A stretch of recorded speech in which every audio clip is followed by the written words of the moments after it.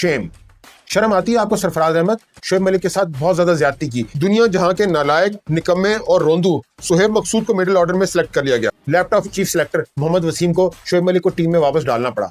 लेकिन 2021 के world cup के फौरन बाद ही बाबर आजम अपनी औकात पे आ गया। जब आपको लगे कि आपको मेरी जरूरत नहीं है, आप मुझे क्लियरली ये बोल सकते हो कि शोएब भाई मेरी अब लड़के जो हैं वो रेडी हैं, पूरे हो गए हैं, आप मुझे बता देना, मैं खुशी खुशी साइड पे हो जाऊंगा। कंपैरिजन के लिए देख लें, बाबर आजम ने इसी पीएसएल में 343 रन बनाए, 38 के एवरेज, 118 का स्ट्राइक रेट। पूरे टूर्नामेंट में शोएब मलिक को एक भी मैच इसके बाद नहीं दिया गया। इसके लिए जो लोग भी रिस्पॉन्सिबल हैं वो जलील होंगे। और आप देखिए जिस तरह बाबर आजम इस वक्त अपनी कैरियर की पीक पे होने के बावजूद किस तरह से जलील हो रहा है। शोएब मलिक साहब पीएसएल से रिटायर हो गए हैं, ये बात तो आपको सब कहते हुए नजर आएंगे कि शोएब मलिक का एक लंबा और ग्लिटरिंग कैरियर था, या फिर ये कि उसने कोई पीएसएल टाइटल नहीं जीता। लेकिन आज अंपायर इस बात का जायजा लेगा कि क्या शोएब मलिक के साथ कैरियर के एंड पे ठीक हुआ, क्या उसके साथ ठीक तरह से ट्रीट किया गया, क्या उसको वो इज्जत मिली जो कि वो डिजर्व करता था, और क्या शोएब मलिक का पूरी तरह से फायदा उठाया गया। और मैं ये क्यों मानता हूं कि शोएब मलिक की पीएसएल से रिटायरमेंट स्टिल अर्ली रिटायरमेंट थी। आप देख रहे हैं अंपायर पॉइंट। अगर आप इस तरह के एनालिसिस और देखना चाहते हैं तो इस चैनल को सब्सक्राइब कर दें।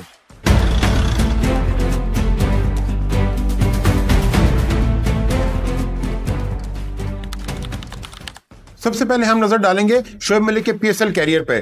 10 साल की ड्यूरेशन थी शोएब मलिक की पीएसएल के अंदर। 93 मैचेस खेले, 2350 2350 रन बनाए, 33 की एवरेज, स्ट्राइक रेट 128।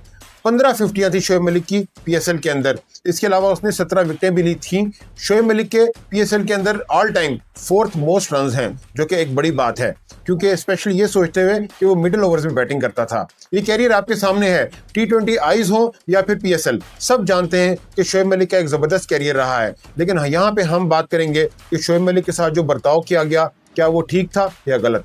हम बात शुरू करेंगे 2019 के वर्ल्ड कप से। शोएब मलिक ने वर्ल्ड कप के दौरान ही ओडीआई क्रिकेट से रिटायरमेंट का ऐलान कर दिया था। हमारे फॉर्मर क्रिकेटर्स और जर्नलिस्ट हमेशा ऐसी बातें करते हैं कि सीनियर खिलाड़ी टाइम से क्रिकेट नहीं छोड़ते। इंग्लैंड वालों को देखो, ऑस्ट्रेलिया वालों को देखो, और यहाँ पे शोएब मलिक जो कि उस वक्त एक रेगुलर मेंबर था, वर्ल्ड कप में खराब परफॉर्मेंस के बाद उसने सही वक्त पे ओडीआई क्रिकेट को गुड बाय कह दिया। हालांकि शोएब मलिक की पिछले 4 साल की ओडीआई की परफॉर्मेंस बहुत शानदार थी। मैं आपके साथ यहाँ पे शेयर करता हूँ। 2015 से लेकर 2019 तक शोएब मलिक ने 71 ओडीआईज खेले, 2044 रन बनाए, एवरेज थी उसकी 40.88, आउटस्टैंडिंग, और स्ट्राइक रेट था 93.5। ओडीआईज की बात कर रहा हूं। ऐसी परफॉर्मेंस पर वो चाहता तो और भी खेल सकता था, मगर उसने सही वक्त पे रिटायरमेंट का फैसला किया।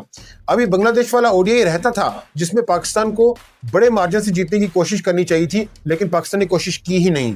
इस टॉपिक पे मैंने वीडियो बनाई है कि किस तरह सरफराज और मिक्की आर्थर ने बुज़दिली का मुजाहरा किया था, और यानी कि ये मैच एक डेड रबर मैच था और पाकिस्तान ने मैच बड़े मार्जिन से जीतने की कोशिश ही नहीं की। फिर भी शोएब मलिक को ये फेयरवेल मैच नहीं दिया गया। शेम। शर्म आती है आपको सरफराज अहमद, मैं आपका फैन हूं, मगर यहाँ पे आपने जो किया शोएब मलिक के साथ बहुत ज्यादा ज्यादती की कि एक प्लेयर जो कि रिटायरमेंट का ऐलान कर चुका है, आप उसको आखिरी मैच क्यों नहीं देते, फेयरवेल मैच। इसके बाद मैं आपको बताता हूँ 2021 T20 वर्ल्ड कप जो कि यूएई में खेला जाना था। एक मुकम्मल फिट शोएब मलिक को एक बार फिर से इग्नोर किया गया। इसकी जगह पर दुनिया जहां के नालायक, निकम्मे और रोंदू सुहेब मकसूद को मिडिल ऑर्डर में सिलेक्ट कर लिया गया। लैपटॉप चीफ सिलेक्टर मोहम्मद वसीम का सिर्फ यही ब्लंडर नहीं था, बगैर किसी वजह के उसने फखर जमान को भी ड्रॉप कर दिया था।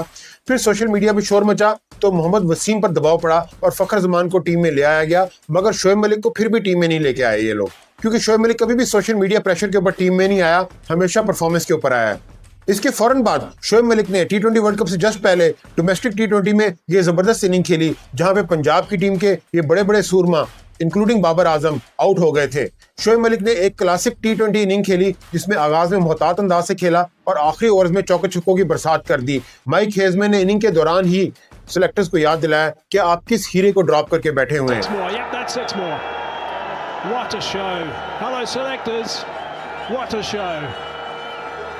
T20 वर्ल्ड कप के लिए ना चाहते हुए भी रमीज राजा, बाबर आजम और लैपटॉप चीफ सिलेक्टर मोहम्मद वसीम को शोएब मलिक को टीम में वापस डालना पड़ा।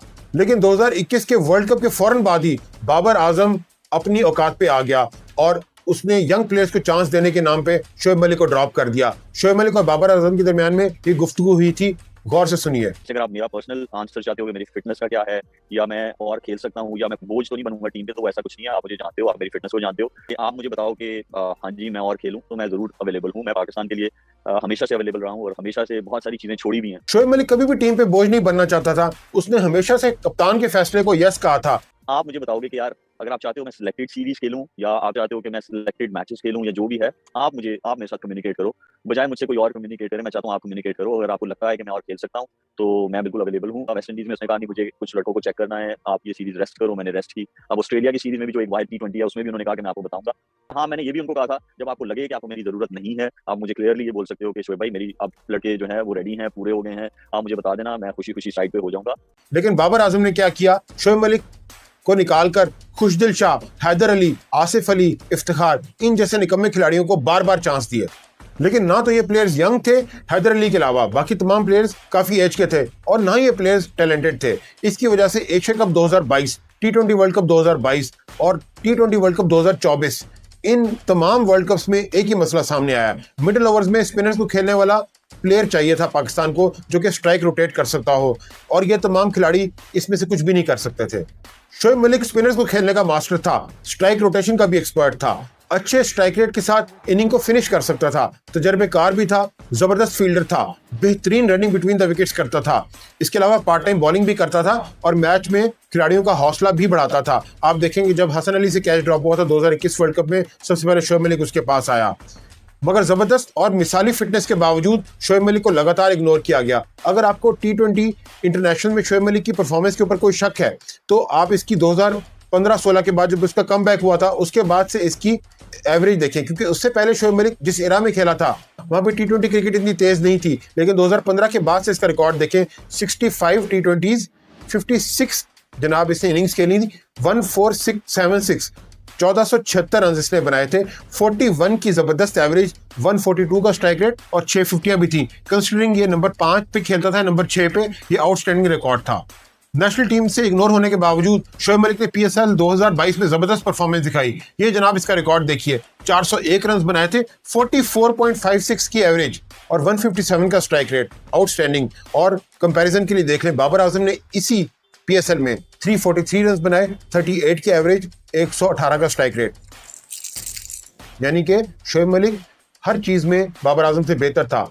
इसके बावजूद 2022 के T20 वर्ल्ड कप और एशिया कप के लिए शोएब मलिक को इग्नोर किया गया और निकम्मे खिलाड़ी इफ्तिखार, खुशदिल शाह, आसिफ अली, हैदर अली, इन सबको खिलाया गया और पाकिस्तान की मिडिल ऑर्डर स्पिनर्स के हाथों जलील होती गई। इसके बाद शोएब मलिक ने 2023 और 2024 PSL के लिए कराची किंग्स को ज्वाइन किया और यहाँ पे भी इसकी परफॉर्मेंस बुरी नहीं थी।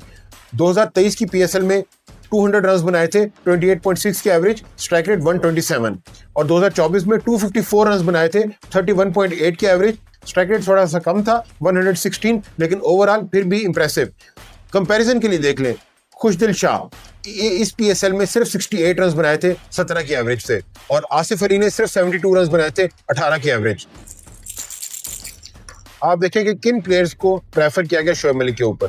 इसके बाद जनाब 2025 की PSL में शोएब मलिक के साथ ज्यादती हुई, जब शोएब मलिक ने क्वेटा ग्लैडिएटर्स को ज्वाइन किया। सिर्फ एक मैच के बाद, जस्ट 1 मैच, शोएब मलिक को बाहर निकाल दिया गया। ये वो मैच था जिसमें तमाम प्लेयर्स फ्लॉप हुए थे, और इसके बावजूद छुरी चली तो सिर्फ शोएब मलिक के पूरे टूर्नामेंट में शोएब मलिक को एक भी मैच इसके बाद नहीं दिया गया। और आप देखें, जर्नलिस्ट और ये फॉर्मर क्रिकेटर्स तनवीर अहमद जैसे ये बातें करते रहे कि आपने हसीबुल्लाह को नहीं खिलाया, ख्वाजा नाफे को नहीं खिलाया, और 42 साल के शोएब मलिक को खिला रहे हैं। उसके बाद क्या हुआ, एक मैच के बाद शोएब मलिक को ड्रॉप किया गया। इसके बावजूद हसीबुल्लाह और ख्वाजा नाफे को फिर भी चांस नहीं मिला। इस इशू के ऊपर मैंने मल्टीपल टाइम्स वीडियो बनाई है। कोई प्लेयर किसी प्लेयर का रास्ता नहीं रोक सकता। आप देखें कि MS धोनी, अजिंक्य रहाणे, इनका कोई चांस नहीं इंडिया की टीम में वापस आने का, फिर भी ये अपने मुल्क के लिए IPL खेलते हैं। और अजिंक्य रहाणे और MS धोनी तो अपनी अपनी टीमों के कैप्टन भी रहे हैं, हालांकि ये इंटरनेशनल T20 से रिटायर हो चुके थे। और अब आएगा अंपायर का फैसला।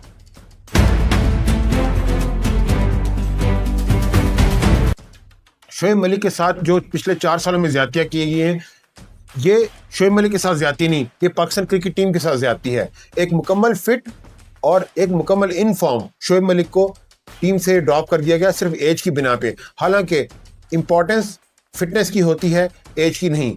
As does not matter, it is the fitness that matters. ये बात मैं बार बार अपनी वीडियोस में करता रहता हूं।